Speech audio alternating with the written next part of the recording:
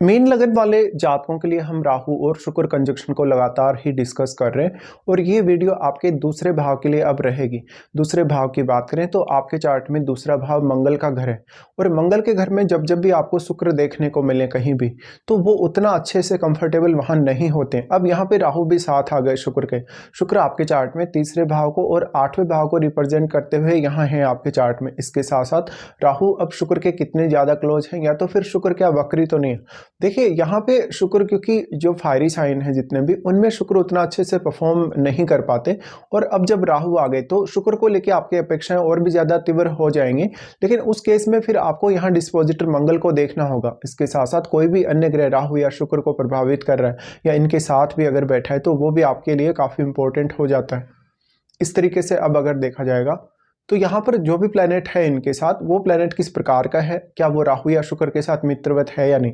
अगर कोई भी प्लेनेट ऐसा है जो राहु या शुक्र के साथ काफ़ी मित्रवत है, ऐसे में उस प्लेनेट की क्वालिटीज़ की वजह से राहु और शुक्र को काफ़ी फायदा मिलेगा। तो इस कंजक्शन के जो रिजल्ट्स हैं आपके फेवर में होंगे कुछ हद तक।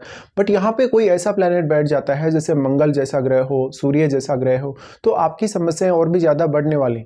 अब वैसे तो देखा जाए तो ये कंजक्शन आपको टैलेंट बहुत अच्छा प्रोवाइड करेगा, स्किल्स बहुत सारी प्रोवाइड करेगा और आपकी आर्थिक स्थिति में भी ये कंजक्शन बहुत बड़ा योगदान देगा। लेकिन आपकी जो अपेक्षाएं हैं, आपकी जो एक्सपेक्टेशंस हैं, उनको लेकर रिजल्ट्स काफ़ी ज़्यादा ही नकारात्मक रहेंगे कभी कभी। तो आप हमेशा व्यवहारिक तरीके से अगर सोचें राहु और शुक्र के कंजक्शन के होते हैं तब आप ज़्यादा बेटर कर पाएंगे। आपकी वाणी काफ़ी प्रभावी हो सकती है, आपका खान पान रहन सहन बहुत ही उच्च लेवल का हो सकता है। लेकिन यहाँ पर आपको सेविंग्स वगैरह को लेकर काफ़ी दिक्कतें आएंगी। इवन आपका कुछ फॉरेन से सोर्स हो सकता है इनकम का, या तो फिर आप फॉरेन में सेटल हो सकते हैं अपने फैमिली के साथ ही। इस प्रकार का राहु है। तो अब राहु शुक्र के जितने ज़्यादा क्लोज होगा उतना ही ज़्यादा आपका नेचुरल टैलेंट ज़्यादा होगा, आप में क्रिएटिविटी ज़्यादा होगी और कहीं ना कहीं आप काफ़ी ज़्यादा हार्डवर्किंग होंगे। शुक्र आपके चार्ट में तीसरे भाव को रिप्रेजेंट कर रहे हैं, इस वजह से ऐसा राहु और शुक्र का कंजक्शन फैमिली के साथ काफ़ी मौज मस्ती और यात्राएं करने के चांसेस आपको देगा। लेकिन कैरियर के लिए ये कंजक्शन बहुत ज़्यादा इंपॉर्टेंट हो जाता है आपके चार्ट में। यहाँ पे अब कोई भी अन्य प्लैनेट जो राहु या शुक्र को प्रभावित कर रहा है, या हो सकता है इनके साथ कोई प्लैनेट बैठा हो, तो उसकी अहमियत बहुत ज़्यादा है। वो प्लैनेट आपके चार्ट में जिन जिन भावों को रिप्रेजेंट कर रहा है उन भावों को देखिए। उन भावों से जुड़े हुए रिश्तों के साथ आप काफ़ी ज़्यादा एक्सपेक्टेशंस रखेंगे और उन रिश्तों के साथ आपका जो रिलेशन है आपके लिए काफ़ी इंपॉर्टेंट होगा। जब भी आप अपनी फैमिली और लाइफस्टाइल की बात करते हैं, अपनी सेविंग्स या अर्निंग्स की बात करते हैं, इस प्रकार से जब भी आप कोई इन्वेस्टमेंट रिलेटेड डिसीजन लें या किसी भी तरीके से आर्थिक मामलों में डील करें तो आपको काफ़ी सोच समझ कर ही करना पड़ेगा।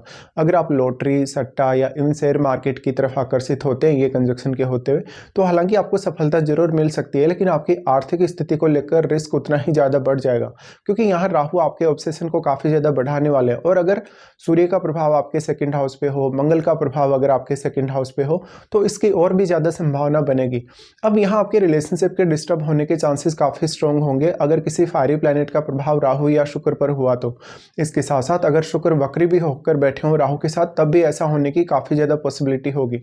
शुक्र आपके चार्ट में यहाँ अष्टमेश है। अष्टमेश होने की वजह से अष्टम भाव के थ्रू भी आपको काफ़ी कुछ हासिल हो सकता है, बट उसके लिए आपको बहुत ज़्यादा एक्सपेक्टेशंस नहीं रखनी चाहिए, क्योंकि केतु आपके अष्टम भाव में है। केतु के अष्टम में होते हुए आपकी बहुत सारी इच्छाएं, बहुत सारी ऐसी अभिलाषाएं हैं अष्टम भाव से जो काफ़ी अधूरी ही रह जाएंगी।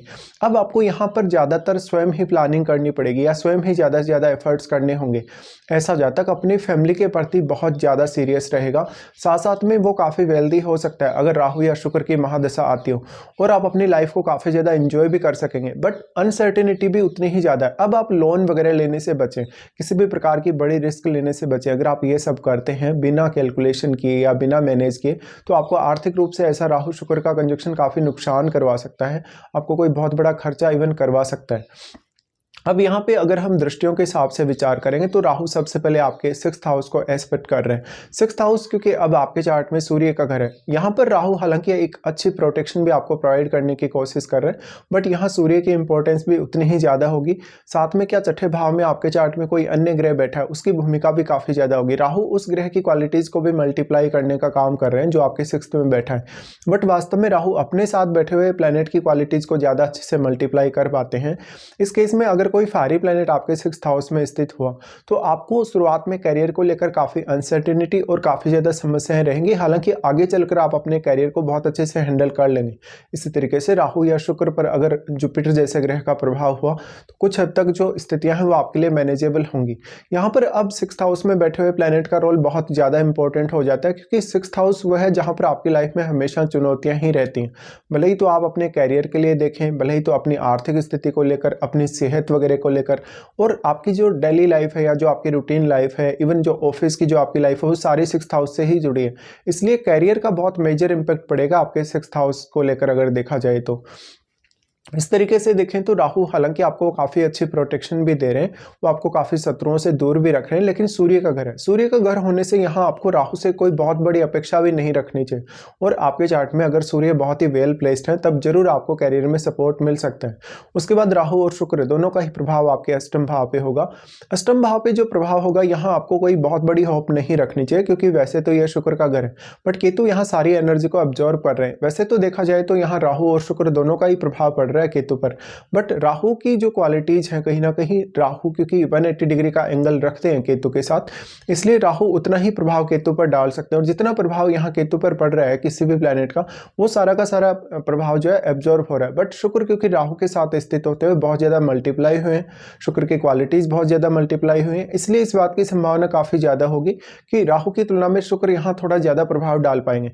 बट वैसे भी यहाँ केतु है तो सारी की सारी एनर्जी यहाँ केतु के पास चली जाती है। अब केतु अपने साथ बैठे हुए प्लैनेट की जो एनर्जी है उसको भी काफ़ी ज़्यादा एब्जॉर्ब कर रहे हैं, तो वो प्लैनेट आपके चार्ट में अब जिन जिन भावों का स्वामित्व रखेगा उन भावों को लेकर आपको काफ़ी सीरियसली प्लान करना पड़ेगा। इवन आपसे बहुत सारी ऐसी गलतियां भी हो सकती हैं उन भावों से जुड़े कार्यों को लेकर। इस हिसाब से देखा जाए तो ये मैरिड लाइफ पर बहुत गहरा इंपैक्ट डालेगा। तो अपने सास ससुर से, अपने माता पिता से बहुत बड़ी होप आपको नहीं रखनी चाहिए यहाँ पर, विशेषकर आर्थिक मामलों में। जब भी आप कोई प्रॉपर्टी की बात करते हैं, पैतृक संपत्ति वगैरह की बात करते हैं तब। लेकिन अष्टम भाव में केतु बैठे हैं तो आपके बहुत ज़्यादा सीरियस इश्यूज हो सकते हैं मैरिड लाइफ को लेकर। अब आपको हालांकि मैरिड लाइफ की जब बात करते हैं तो सप्तमेश आपके बुध हैं और आपके सप्तम भाव में बैठे हुए प्लैनेट को भी आपको देखना होगा। इस हिसाब से अगर देखा जाए फिर राहु का प्रभाव होगा आपके 10th हाउस पे। अब 10th हाउस राहु के लिए उनका नीच का घर है, बट क्योंकि वो शुक्र के साथ बैठे हैं इसलिए राहु कुछ हद तक आपको काफ़ी बेटर रिजल्ट यहाँ दिखा सकते हैं अगर जुपिटर आपके चार्ट में काफ़ी वेल प्लेस्ड हो। देखिए राहु का जो 10th हाउस पर प्रभाव पड़ रहा है काफ़ी अव्यवहारिक तरीके से करियर में आपको राहु सोचने के लिए प्रेरित करेंगे और आप काफ़ी एक बहुत बड़ा टारगेट लेके चलेंगे अपने करियर में। लेकिन आपकी फ्रस्ट्रेशन की वजह से, आपको बहुत ज़्यादा अव्यवहारिक इच्छाओं की वजह से वो टारगेट अचीव होने में काफ़ी परेशानी होगी। इस वजह से यहाँ पर आपका अगर कोई प्लैनेट आपके 10th हाउस में बैठा है बस वही आपकी ज़्यादा से ज़्यादा मदद कर सकता है, या तो फिर जुपिटर का प्रभाव आपके 10th हाउस पे हो या आपके जो जुपिटर है बहुत ही वेल प्लेस्ड हो चार्ट में तभी। तो इस हिसाब से आपको ये कंजक्शन पर विचार करना होगा। अब इसमें आपकी राहु या शुक्र की अगर महादशा हो तो उसका इंपॉर्टेंस काफी ज्यादा बढ़ जाता है।